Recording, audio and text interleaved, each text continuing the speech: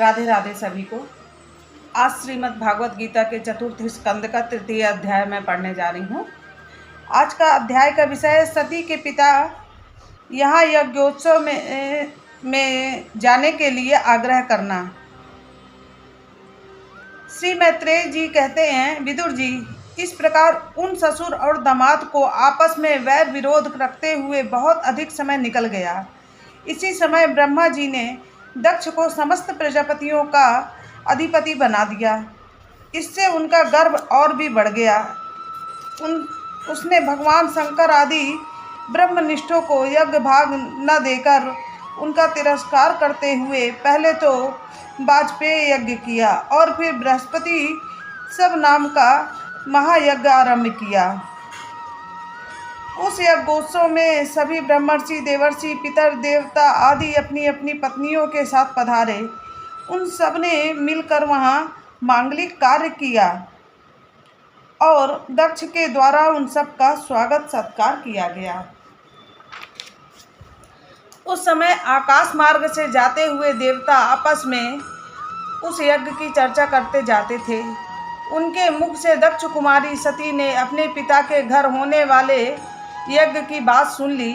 उन्होंने देखा कि हमारे निवास स्थान कैलाश के पास से होकर सब ओर से चंचल नेत्रों वाली गंधर्व और यक्षों की स्त्रियां चमकीले कुंडल और हार पहने खूब धज कर अपने अपने पतियों के साथ विमानों पर बैठी उस यज्ञोत्सव में जा रही हैं। इससे उन्हें भी बड़ी उत्सुकता हुई और उन्होंने अपने पति भगवान भूतनाथ से कहा। सती ने कहा, वामदेव, सुना है इस समय आपके ससुर दक्ष प्रजापति के यहाँ बड़ा भारी यज्ञोत्सव हो रहा है। देखिए, ये सब देवता वहीं जा रहे हैं। यदि आपकी इच्छा हो तो हम भी चलें। इस समय अपने आत्मियों से मिलने के लिए मेरी बहनें भी अपने अपने पतियों के सहित अब वहाँ अवश्य आएंगी। मैं भी यही चाहती हूँ कि आपके साथ जाकर वहाँ माता पिता के दिए हुए गहने, कपड़े आदि उपहार स्वीकार करूं। वहां अपने पतियों से सम्मानित बहनों, मौसियों और स्नेह हृदय जननी को देखने के लिए मेरा मन बहुत दिनों तक उत्सुक है। कल्याण में इसके सिवा वहां महर्षियों का रचा हुआ श्रेष्ठ यज्ञ भी देखने को मिलेगा। अजन्मा प्रभु, आप जगत की उत्पत्ति के हेतु हैं। आपकी माया से रचा हुआ यह परम आश्चर्यमय त्रिगुणात्मक जगत आप ही में भास रहा है, किंतु मैं तो स्त्री स्वभाव होने के कारण आपके तत्व से अनभिज्ञ और बहुत दीन हूँ। इसलिए इस समय अपनी जन्मभूमि देखने को बहुत उत्सुक हो रही हूँ। जन्म रहित नीलकंठ देखिए, इनमें कितनी ही स्त्रियां तो ऐसी हैं जिनका दक्ष से कोई संबंध भी नहीं है, फिर भी वे अपने अपने पतियों के सहित खूब सज कर झुंड की झुंड वहां जा रही हैं। वहां जाने वाली इन देवांगनाओं के राजहंस के समान श्वेत विमानों से आकाश मंडल कैसा सुशोभित हो रहा है। सुरश्रेष्ठ, ऐसी अवस्था में अपने पिता के यहाँ उत्सव का समाचार पाकर उसकी बेटी का शरीर उसमें सम्मिलित होने के लिए क्यों न छटपटाएगा। पति, गुरु और माता पिता आदि सुहृदों के यहाँ तो बिना बुलाए भी जा सकते हैं। अतः देव, आप मुझ पर प्रसन्न हो। आपको मेरी यह इच्छा अवश्य पूर्ण करनी चाहिए। आप बड़े करुणामय हैं, तभी तो परम ज्ञानी होकर भी आपने मुझे अपने आधे अंग में स्थान दिया है। अब मेरी इस याचना पर ध्यान देकर मुझे अनुग्रहित कीजिए। तब श्री मैत्रेय जी कहते हैं, प्रिया, सती जी के इस प्रकार प्रार्थना करने पर अपने आत्मियों का प्रिय करने वाले भगवान शंकर को दक्ष प्रजापति के उन मर्म भेदी दुर्वचनों रूप वाणों का स्मरण हो आया जो उन्होंने समस्त प्रजापतियों के सामने कहे थे। तब वे हंसकर बोले। भगवान शंकर ने कहा, सुंदरी, तुमने जो कहा कि अपने बंधु जनों के यहाँ बिना बुलाए भी जा सकते हैं तो सो तो ठीक ही है, किंतु ऐसा तभी करना चाहिए जब उनकी दृष्टि अतिशय प्रबल देहाभिमान से उत्पन्न हुए मद और क्रोध के कारण द्वेष दोष से युक्त न हो। विद्या, तप, धन, सुदृढ़ शरीर, युवावस्था और उच्च कुल, ये 6 सत्पुरुषों के तो गुण हैं, परंतु नीच पुरुषों में ये ही अवगुण हो जाते हैं, क्योंकि इनसे उनका अभिमान बढ़ जाता है और दृष्टि दोष युक्त हो जाती है एवं विवेक शक्ति नष्ट हो जाती है। इसी कारण वे महापुरुषों का प्रमाण नहीं देख पाते।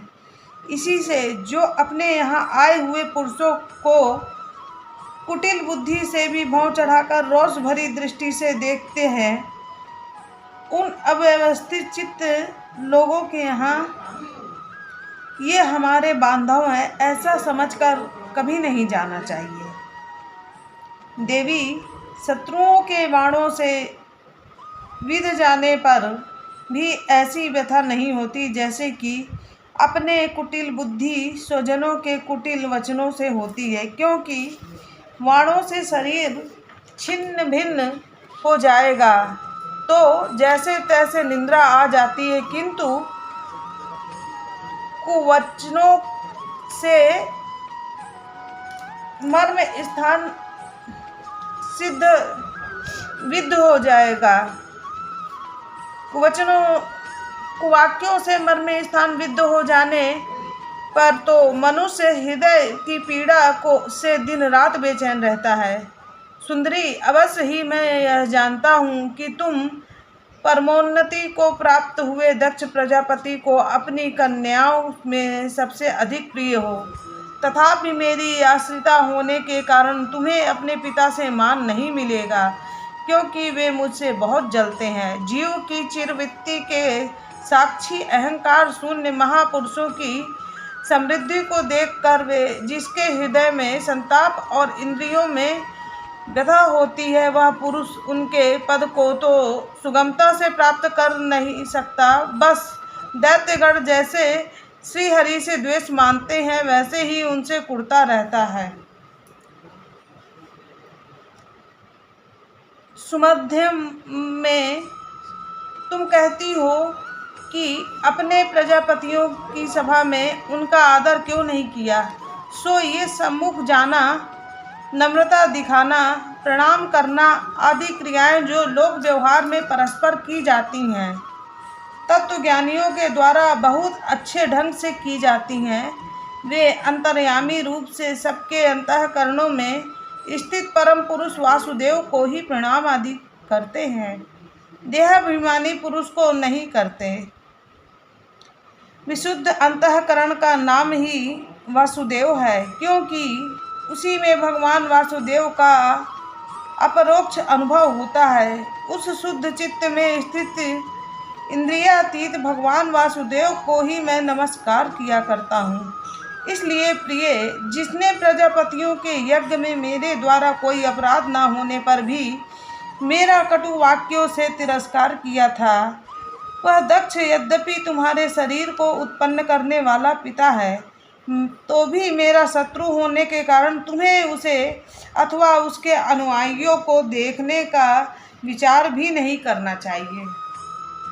ऐसा भगवान शंकर अपनी पत्नी पार्वती जी से कह रहे हैं, सती जी से कह रहे हैं कि यदि तुम मेरी बात ना मानकर वहाँ जाओगी तो तुम्हारे लिए अच्छा ना होगा, क्योंकि जब किसी प्रतिष्ठित व्यक्ति का अपने आत्मीय जनों के द्वारा अपमान होता है तब वह तत्काल उनकी मृत्यु का कारण हो जाता है।